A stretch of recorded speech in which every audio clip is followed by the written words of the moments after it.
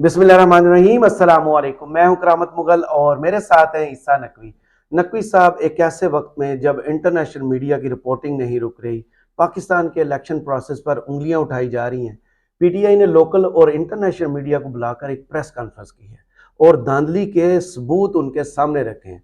दूसरी जानब मरियम औरंगजेब साहबा टीवी पर अपीयर होती हैं और वो इंटरनेशनल मीडिया को धमकियां देती हैं।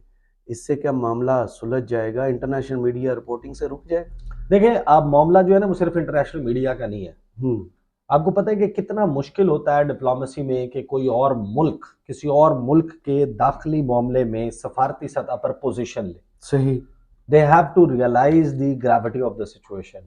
इस वक्त अमेरिका, बरतानिया, यूरोपीय यूनियन, यूएन, ऑस्ट्रेलिया, दुनिया के बड़े बड़े ममालिक पाकिस्तान के इलेक्शंस की जो अलेजेड रिगिंग है, मुबैना धांधली है, उसके ऊपर पोजीशंस ले चुके हैं और वो ये कहते हैं कि हमारे सामने जितनी इंफॉर्मेशन मौजूद है उसको मद्देनजर रखते हुए उसको परखने के बाद हम इस बात पर पुर यकीन है कि बहुत ही बड़े पैमाने पे पाकिस्तान के 8 फरवरी के इलेक्शन में बेजाब्तगियां हुई हैं। सही। अब जाहिर है कि वो मुतालबा कर रहे हैं कि तहकीकात हो।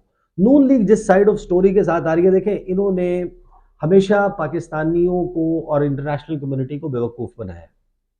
और मसला यह है कि देखें, पहले जिस वक्त आप बेवकूफ़ बनाते थे ना, नून लीग हुकूमत से निकले, सिविल सुप्रामेसी, आइन परस्ती, कानून परस्ती, जमहूरियत, जमहूरियत की बालादस्ती, अवाम का ख्याल, इस किस्म की बातें, और इक़्तिदार में आने के लिए डर्टी गेम्स खेलना और इक़्तिदार में आने के बाद इन सारी चीज़ों को लात मार के भगा देना, ये नून लीग ने हमेशा किया। But I don't think they are going to get a second chance. सही। देखिए, इस वक्त इंटरनेशनल मीडिया जो रिपोर्ट कर रहा है, मैं आपके सामने ना, देखिए, एक है 8 फरवरी से पहले आपको पता है सब लोग सर्वेस देख रहे थे जी। कि जनाब कौन सी जमात पॉपुलर है, फलां जमात को वोट कितना पड़ेगा, कौन सा शख्स वज़ीर आज़म के लिए ज़्यादा मौजू है या आवाम का पसंदीदा है। 8 फरवरी के बाद का सर्वे किसी ने देखा? मैं आपके सामने 8 फरवरी के बाद का सर्वे, पल्स रिपोर्ट आप उसे कह सकते हैं, उसकी एक्सक्लूसिव तफसीलात रखूंगा कि इस पाकिस्तान के 100 ताकतवर तरीन अफराद से 3 सवालात पूछे गए जी। कितने लोगों ने क्या जवाब दिया।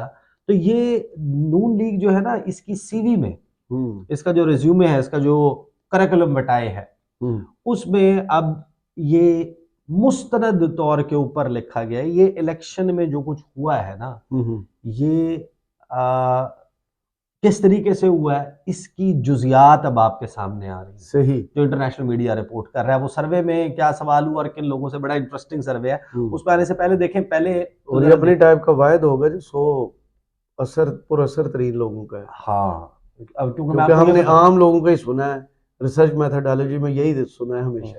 नहीं, देखें, जब आप जाके ना किसी रेडी के ऊपर खड़े हुए शख्स से, किसी बाजार में खरीदारी करते हुए शख्स से, किसी कारोबारी शख्सियत से, इन लोगों से, नॉर्मल जो एक नॉर्मल आम सर्विस ऐसे, उनसे आप गुफ्तगू करते हैं ना, वो जाहिर है कि एक बंदा होता है, वो अपना ओपिनियन दे रहा होता है।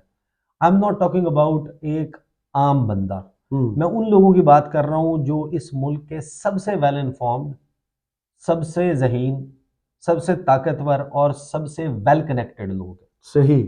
उन 100 लोगों से जो सवाल हुए और जवाब आए, पहले देखें पीटीआई ने क्या किया। पीटीआई ने वही वेन्यू है जहां से पीडीएम बनाने का ऐलान हुआ था, बिल्कुल इस्लामाबाद का मैरियट होटल, वहां पर बैठकर इन सब ने, और मियाँ साहब ने लंदन से शिरकत की थी वीडियो लिंक के जरिए, इन लोगों ने यहाँ पर बैठकर ऐलान किया था पीडीएम बनाने का। सही। 30-21 सितंबर, हाँ, सितंबर ठीक है, 2020 आई गेस। हाँ, तो इन्होंने ऐलान किया था और उसी होटल में, उसी मैरियट में पाकिस्तान तहरीक इंसाफ ने अपने एमएनए के कैंडिडेट्स को इकट्ठा किया, जो फॉर्म 45 के रिजल्ट के मुताबिक जो इनके पास मौजूद है, जीत गए।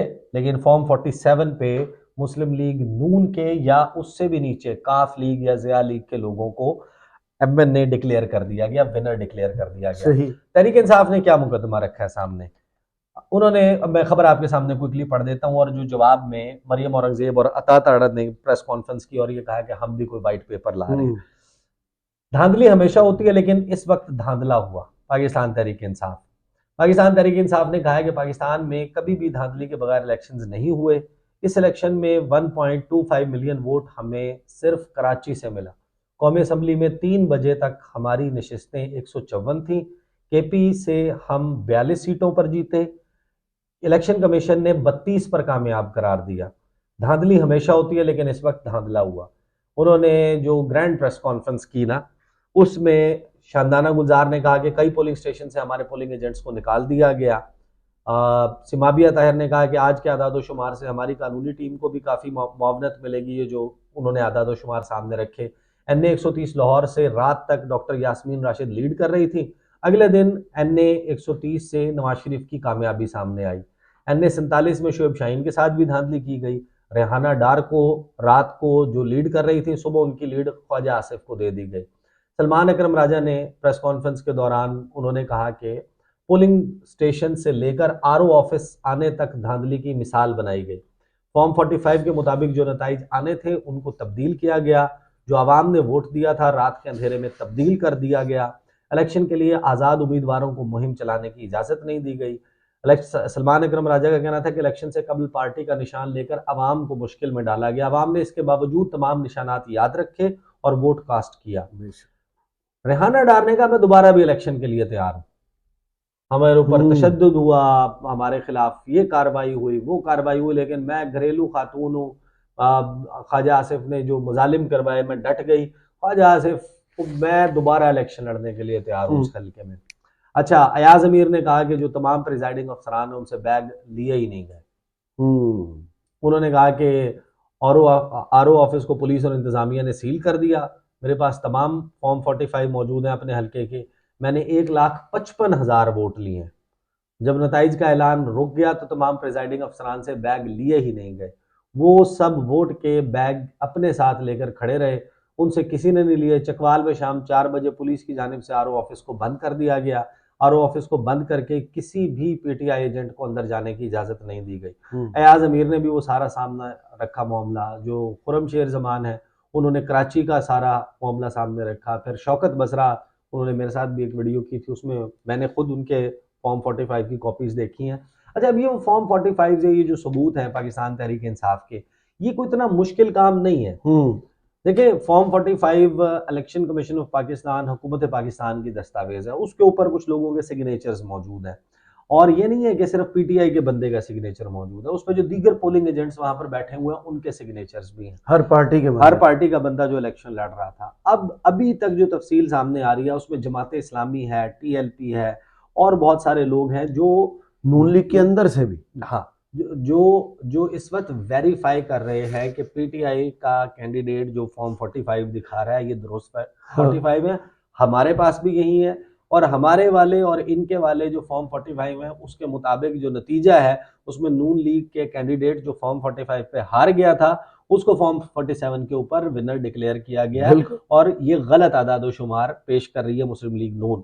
अलबत्ता मुस्लिम लीग नून अड़ी हुई है इस बात पे। इतना कोई मुश्किल काम नहीं है इनका फॉरेंसिक करवाना, इनका ऑडिट करवाना, दोबारा बैग खोलना, दोबारा गिनती करना। ये पाकिस्तान के इलेक्शन का जो फ्रॉड का वो है सवालिया निशान है ना, ये इल्ज़ाम है, ये this has to be investigated. इस मुल्क का अरबों रुपए लगा है, इस मुल्क के फ्यूचर का सवाल है। इस मुल्क के अवाम किसको इसकी बागडोर देना चाहते हैं, किसको अपने लिए बेहतर समझते हैं, ये उनका फैसला है। तो ये जिस तरीके से चबाने की कोशिश कर रही है ना मुस्लिम लीग नून के, बस इसको सारे hush it under the carpet, इस तरीके से मामला नहीं चलना। या तो आप आए, आप पाकिस्तान पीपल्स पार्टी के साथ आपका लिजॉन है ना, बहुत अच्छा, आपकी दोस्ती है, आपका याराना है, आपका उठना बैठना है। वो तो बिल्कुल जरदारी साहब जो है वो पीपल्स पार्टी को नून लीग का विंग बना के चलाते हैं सिंध में। तो आप उनसे रिक्वेस्ट करें कि पीपल्स पार्टी जहां जहां खड़ी थी हम भी फॉर्म 45 निकाल देते हैं। पीपल्स पार्टी वाले अपने फॉर्म 45 उठाकर मारे इनके मुंह के ऊपर और कहें कि जनाब तुम्हारे फॉर्म 45 जाली बने। इतने बड़े तादाद में जाली बन सकते हैं। मरियम औरंगजेब अपनी प्रेस कॉन्फ्रेंस में दिखा देती। हाँ, अब उन्होंने प्रेस कॉन्फ्रेंस में वो नहीं कर रहे, देखें वो सारे को घुमा रहे हैं। अब उन्होंने प्रेस कॉन्फ्रेंस कर दी। देखें, ये जो इलेक्शन है, इस इलेक्शन के हवाले से ये सवाल इनको लगता है कि इनका पीछा छोड़ देगा। ये जो साख है ना इस हुकूमत की, ये सिर्फ क्वेश्चन नहीं हुई, ये ऐसे क्वेश्चन हो गई है कि अब इनको इंटरनेशनली ये किस तरीके से, किसको अपना क्या मुंह दिखाएंगे, कैसे दिखाएंगे, यही वाला दिखाएंगे। अच्छा, ये तो चले हमारे ना सियासतदान, उनका एक पॉइंट ऑफ व्यू होता है। हमारे यहाँ मीडिया जो है वो भी आपको पता है कि उसमें भी लोगों का बायस तो होता है, हर एक की बिल्कुल, अपनी लाइकिंग डिसलाइकिंग होती है। यूजुअली वो ओपिनियन में होती है, वो खबरों में नहीं होती। बिल्कुल। तो जब आप राय का इजहार करते हैं, आप जब आपको बताना होता है कि भाई फलां का मंशूर ज्यादा बेहतर लगता है, तो भाई एक इंसान को जो अट्रैक्ट कर रहा होगा उसी की बात करेगा ना। जी। अब इंटरनेशनल मीडिया के हवाले से मरियम औरंगजेब साहबा समझती हैं कि वो जियो टीवी से डील कर रही हैं, जियो न्यूज़ से ना, कि वो देखिए मेरी मीडिया मैनेजमेंट, वो अब कॉल लीक्स भी हुई थी, दुनिया टीवी के मालकान के साथ राब्ता, फलां को मैं ये कह देती हूँ, वो मीर साहब से मेरी ये बात हो गई है, अंकल फलाने से रशीद ये हो देखे गई ना, है। ये जो है हाँ, तो ये जो रिपोर्ट कार्ड इसमें हमारे खिलाफ बोलते हाँ, हैं। तो अब ये देखें, ये इनको लगता है कि उनसे डील कर रहे हैं। जी। इंटरनेशनल मीडिया जो है वो यहाँ पर आके उनके कोई पिक एंड चूज नहीं है, वो जो ऑन ग्राउंड खड़े होकर रिपोर्ट कर रहा है, तो भाई आपको अपने put your house in order आपको करना पड़ेगा। अगर आपको इंटरनेशनल मीडिया पे बाकी लोगों पे यकीन नहीं आता, बाकी पॉलिटिशियंस हैं उनके अपने क्लेम्स हो सकते हैं, आई एम नॉट सेइंग कि पीटीआई के जो क्लेम्स हैं वो सारे दुरुस्त होंगे, बहुत सारे ऐसे लोग भी तो होंगे ना जो इस हल्ले में आगे आगे होंगे, हम्म। बिल्कुल ऐसे ही है। बट कितने होंगे वो, 8 होंगे, 10 होंगे। उनका क्लेम है कि हमारी 80 सीटें चोरी हुई हैं और बहुत बड़े पैमाने पर डाका डाला गया है। हम्म। अब जरा मैं आपको बताता हूँ, देखें जो जर्नलिस्ट है, बाकी सब सेगमेंट्स को आपने कर दिया, क्लोज्ड ग्रुप की बात कर लेते हैं, व्हाट्सएप ग्रुप की बात कर लेते हम्म। हैं। ये जो 8 फरवरी का इलेक्शन हुआ ना, उसके बाद ये लोगों को इल्म नहीं है इस बात का। पाकिस्तान के देखें जो पाकिस्तान का बिजनेस चलाने वाले लोग हैं, जो हम्म। पाकिस्तान की पूरी मईशत को कंट्रोल करते हैं, जिनके मैं उन लोगों की बात कर रहा हूँ, मैं मालिकान की बात नहीं कर रहा, मैं ब्रेन्स सीईओज के। की और प्रेसिडेंट्स की बात कर रहा हूँ जो सही। एक्चुअली रन करते हैं।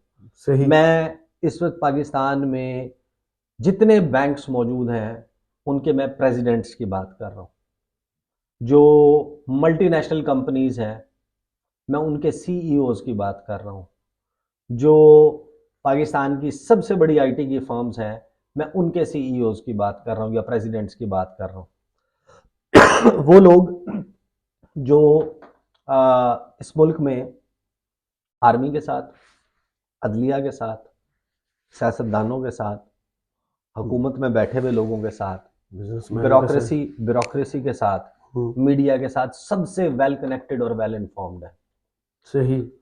जिनको मैं थोड़ा सा पानी पी लूँ, जी जी। जिनको ये मामलात बताने वाले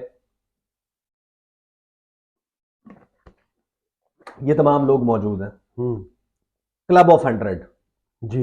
एक थिंक टैंक है, व्हाट्सएप ग्रुप है उनका, इसमें पाकिस्तान की 100 सबसे बड़ी बैंक्स, आईटी कंपनियां, इंटरनेशनल जो मल्टीनेशनल कंपनी है वो, और लीडिंग बिजनेसेस चलाने वाले 100 लोग मौजूद हैं इस ग्रुप में। हम्म। और ये कनेक्टेड है, वेल कनेक्टेड है, ये इल इन्फॉर्म्ड नहीं है। सही। ये वो ब्रेन्स हैं जो जाहिर है कि इन मामलात के ऊपर इन्होंने बहुत नज़र रखनी होती है सही। कि कौन आ रहा है फ्यूचर में, आगे कौन आ रहा है। उसके लिए जाहिर है कि ये सवालात करते हैं क्योंकि इनके बिजनेसेस कहीं ना कहीं जुड़े होते हैं उस मामले के साथ। तो इनका जो ग्रुप है C100, club of 100 think tank, उसमें कुछ सवालात पोस्ट हुए 8 फरवरी के बाद। सवाल number 1, do you think elections were fair? ये पहला सवाल हुआ हम्म। और इसके ऊपर वोटिंग करवाई गई।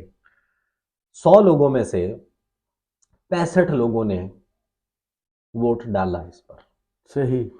ऑप्शन यही थे, यस, नो या नो व्यूज। हम्म।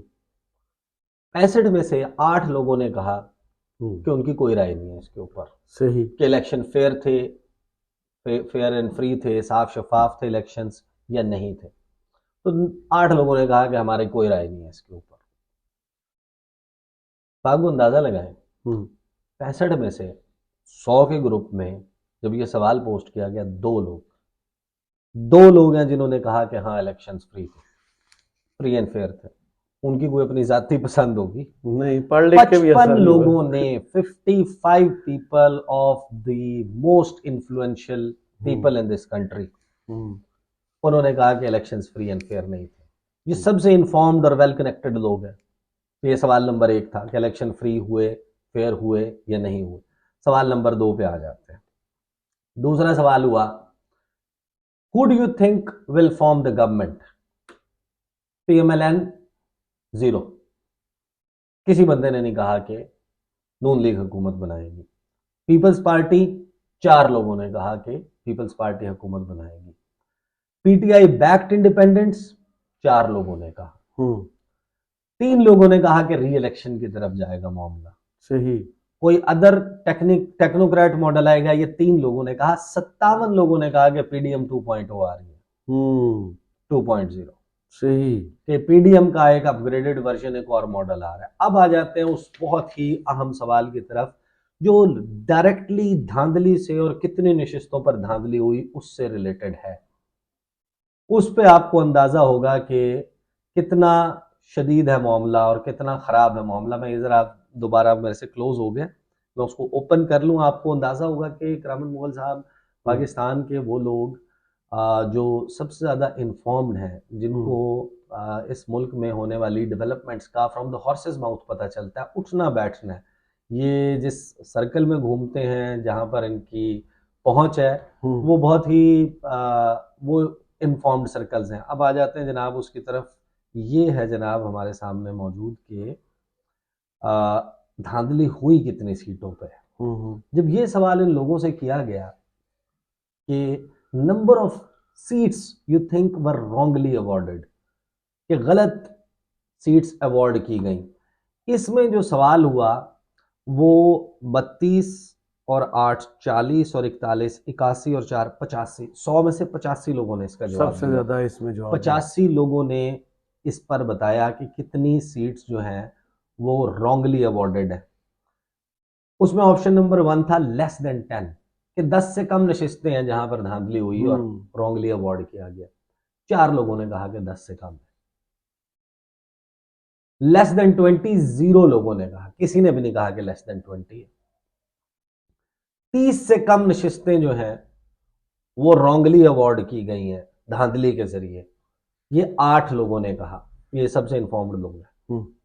लेस देन 40, यानी कि जाहिर है कि 30 प्लस होगा ना, लेस देन 40 16 लोगों ने कहा। अब आ जाए जो धमाकेदार है, 41 लोगों ने कहा इस ग्रुप में कि 40 से जायद नशिस्तें गलत अवॉर्ड की गई हैं। सही। और 16 लोग ऐसे हैं जिन्होंने कहा 50 से जायद नशिस्तें। यानी ओवरऑल अगर आप स्कोर देखें तो 58 पीपल, 58 लोग ऐसे हैं जो ये कह रहे हैं कि 40 से जायद। और ये मैं किसी ऐसे बंदे की बात नहीं कर रहा है, फैजाबाद पुल के नीचे चलते हुए किसी बंदे की बात नहीं, कमेटी चौक या सदर में शॉपिंग करते हुए या रेडी पे खड़े हुए किसी बंदे की बात नहीं कर रहा। मैं इस मुल्क में बैंक्स के प्रेसिडेंट्स की, मल्टीनेशनल कंपनियों के सीईओज की, नेस्ले से लेके नीचे तक जो बड़ी बड़ी कंपनियां हैं, उनको चलाने वाले लोगों की राय का बता रहा हूँ, जिनका उठना बैठना ही पाकिस्तान की top military brass, top civil bureaucracy, top अदालत के जुडिशियल सिस्टम के अंदर मौजूद लोग, जो इलेक्शन कंडक्ट करवाने वाले लोग हैं, जो डिप्लोमेट्स हैं, इंटरनेशनल मीडिया है, लोकल मीडिया, उसके सबसे इन्फॉर्म्ड लोगों के साथ बैठ के ये 100 लोग बता रहे हैं। इनमें से 85 लोग जो हैं वो तबसरा कर रहे हैं इसके ऊपर, और 57 लोग ये कह रहे हैं कि 40 से जायद नशिस्तें हैं जिनको रॉन्गली अवॉर्ड किया गया। तो मरियम नवाज साहब और ये सारे लोग, इनकी सीवी में ये सब कुछ मौजूद है। और ये 8 फरवरी के बाद का सर्वे है, उससे पहले का नहीं है। मैं आपको on the basis of I have the proofs of what I am saying, और ये कोई ऐसी चीज नहीं है, अब ये तो कोई भी वेरीफाई भी कर सकता है उन लोगों से। तो बाकी देखें, ये अब मामला इंटरनेशनल मीडिया पे रुकने वाला नहीं है। सही। इंटरनेशनली भी उसका धमकी से कोई फर्क भी नहीं पड़ना। उसका तरीकाकार एक ही है। एक आपका up and functioning government form हो जाए, आपका फंक्शनिंग पार्लियामेंट हो, आपके एहतजाज ना हो रहे हो इसके ऊपर ये जो हड़तालों की कॉल्स हैं ये आना ख़त्म हो जाए, तमाम पॉलिटिकल पार्टीज रिजल्ट्स को एक्सेप्ट कर लें, अदालतों में मामलात ना चल रहे हो तो इंटरनेशनल मीडिया भी इसको रिपोर्ट करना छोड़ देगा और गवर्नमेंट्स भी इसके ऊपर पोजीशन लेना छोड़ देगा। सही। देखें, ये कोई आसान बात नहीं होती। किसी और मुल्क के दाखिली मामले में पोजीशन ले ले सफारती सतह के ऊपर, ये आफ्टर ड्यू डिलिब्रेशन किया जाता है। जब तक आपके पास एक एक्शनेबल एविडेंस मौजूद ना हो आप ये नहीं कहते। उन लोगों ने, उन ममालिक ने जो पोजीशन ली है वो पाकिस्तान के इलेक्शंस के ऊपर पीटीआई के मौक़िफ़ की बुनियाद पर नहीं ली। वो कह रहे हैं कि ऑन ग्राउंड ऑब्जर्वर्स और इंटरनेशनल मीडिया की क्रेडिबल रिपोर्ट्स के बाद वो इस नतीजे पर पहुंचे हैं कि पाकिस्तान के इलेक्शंस में बड़े पैमाने पे बेज़ाब्तियाँ हुई हैं और उनकी इन्वेस्टिगेशन ज़रूरी है। बिल्कुल सही। बहुत शुक्रिया ईसा नकवी आपके तज़िये का। कमेंट्स बॉक्स में ज़रूर बताइए वीडियो आपको कैसी लगी। इजाज़त दीजिए। अल्लाह अल्लाह हाफ़िज़। हाफ़िज़।